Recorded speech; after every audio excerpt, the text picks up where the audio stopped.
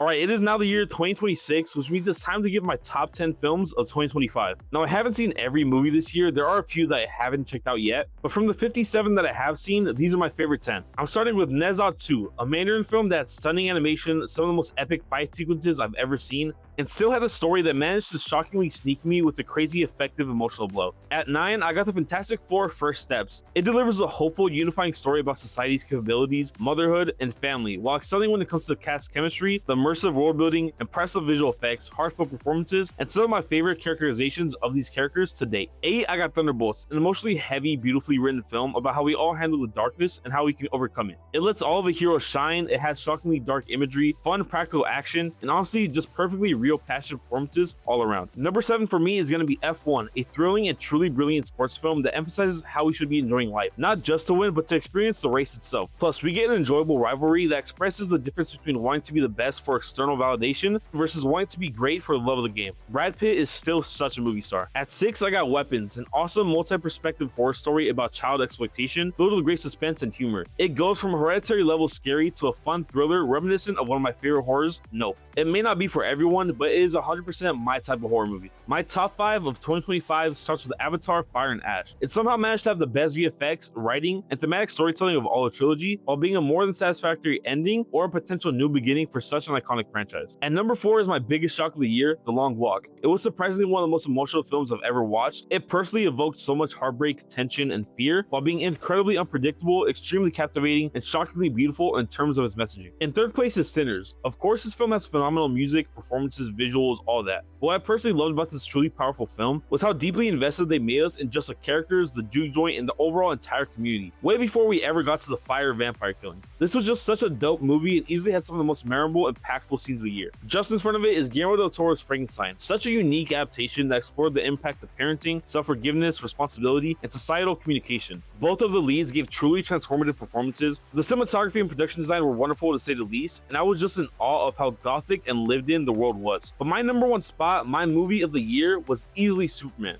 It gave me goosebumps multiple times. It's one of the most hopeful films I've ever seen in my life, and it perfectly captures Superman's character. Watching Superman was literally like watching my old cartoons, but in the best way possible. I haven't connected with the movie like this in a while. It was my favorite of the year. It became my third favorite movie, period. And that's all because, in short, Superman was my childhood flawlessly brought to life. I can't wait for what 2026 has to offer us.